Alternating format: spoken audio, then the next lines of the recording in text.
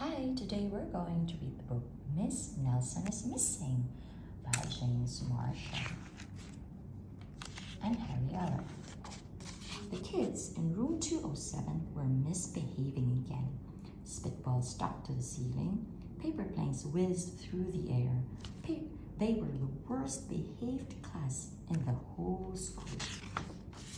Now settle down, said Miss Nelson in a sweet voice. The class would not settle down. They whispered and giggled. They squirmed and made faces. They were even rude during story hour. And they always refused to do their lessons. Something will have to be done, said Miss Nelson. The next morning, Miss Nelson did not come to school. Wow, yelled the kids. Now we can really act up. They began to make more spitballs and paper planes. Today, let's just be terrible, they said.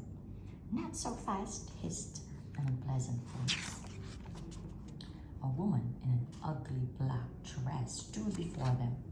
I am your new teacher, Miss Viola Swamp. And she rapped the desk with a ruler. Where is Miss Nelson? Asked the kids. Never mind that, snapped Miss Swamp. Open those arithmetic books. Miss Nelson's kids did as they were told. They could see that Miss Swamp was a real witch. She meant business.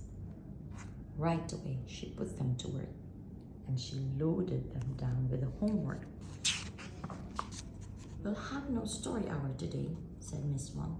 Keep your mouth shut, said Miss Swamp. Sit perfectly still, said Miss Swamp. And if you misbehave, you will be sorry, said Miss Swamp. The kids in room 207 had never worked so hard. Days went by and there was no sign of Miss Nelson. The kids missed Miss Nelson. Maybe we should try to find her, they said. Some of them went to the police. Detective McSmogg was assigned to the case. He listened to their story. He scratched his chin. He said, I think Miss Nelson is missing. Detective McSmogg would not be of much help. Other kids went to Miss Nelson's house. Shades were tightly drawn and no one answered the door. In fact, the only person they did see was the wicked Miss Viola Swamp coming up the street. If she sees us, she'll give us more homework. They got to wait just in time.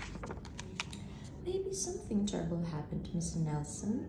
Maybe she was gobbled up by a shark, said one of the kids, but that didn't seem likely.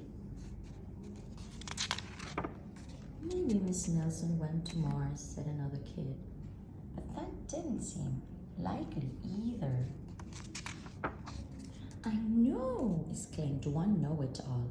Maybe Miss Nelson's car was carried off by a swarm of angry butterflies. But that was the least likely of all. The kids in room 207 became very discouraged. It seemed that Miss Nelson was never coming back, and they would be stuck with Miss Viola Swamp forever. They heard footsteps in the hall. Here comes the witch, they whispered. Hello, children, someone said in a sweeter voice.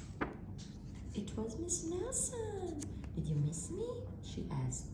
We certainly did, cried all the kids. Where were you? That's my little secret, said Miss Nelson. How about a story hour?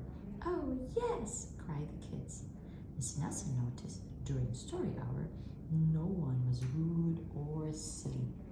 What brought about this lovely change? She asked.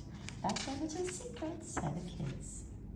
Back home, Miss Nelson took off her coat and hung it in the closet right next to an ugly black dress. When it was time for bed, she sang a little song.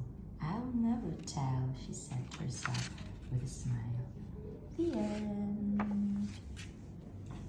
P.S. Detective McSmogg is working on a new case. He's now looking for Miss Viola Swamp. The real The End. Bye.